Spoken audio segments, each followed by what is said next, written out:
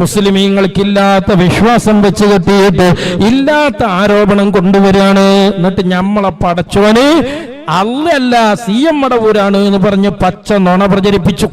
അപ്പൊ ഞാനിവിടെ മറുപടി പറഞ്ഞു, അല്ലല്ല CM വലിയുള്ളാഹിയാണ് ഞമ്മളെ പടച്ചോന് എന്ന് പറയണോന് ഊളംപാറയിൽ കൊണ്ടുപോകണോ?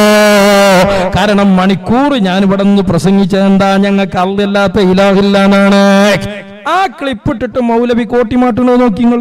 ഇനി ആ പടച്ചോൻ വിവാദം മൂപ്പര് ന്യായീകരിച്ചു, അത് കണ്ടോളി. ന്യായീകരിക്കല്ലടോ, നട്ടെല്ല് വെച്ച് കൃത്യമായി മറുപടി തന്നതാ. CM വലിയുള്ള നിങ്ങളെ പടച്ചോനാണോ എന്ന് ചോദിച്ചോന് മറുപടി അല്ല വേണ്ടിയത്, ഓന് ഊളംപാറി കൊണ്ടേ ട്രീറ്റ്മെന്റ് എടുത്താൻ വേണ്ടി. കാരണം 3 മണിക്കൂറോളം ഞാൻ ഇവിടെ പ്രസംഗിച്ച് ഞങ്ങൾക്ക് അല്ലാതെ വേറെ ഇലാഹില്ലാന്നാണ്.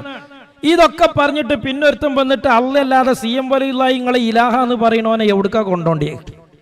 കേട്ടില്ല നിങ്ങള്? കേട്ടേ, അതന്നെ അതിന് മറുപടി. ആരാ പറഞ്ഞത്? ഞങ്ങളല്ല. ആരാടോ പറഞ്ഞത്? പറ.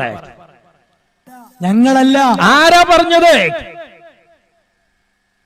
താളമേളത്തിൽ അകമ്പടിയോടെ ജനങ്ങളിലേക്ക് ആ പാട്ട് വിട്ടത് ആരാണ്? ആരാ പറ?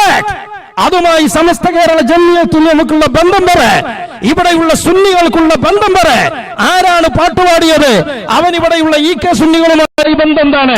AP സുന്നികളുമായി ബന്ധം എന്താണ്? പറ. മുസ്ലിയാക്കന്മാരല്ലേ? ആരെ? പള്ളി ദർസുകളിൽ പഠിച്ചവരല്ലേ? ആദ്യ ചെങ്ങായി KM മൗലവിയും പള്ളി ദർസ് പഠിച്ചിട്ടില്ലേ? അപ്പൊ ഈ തോന്നിവാസം ഞങ്ങളിവിടെ പറഞ്ഞു. ഞങ്ങളെ വിശ്വാസം ഇന്നതാണ്.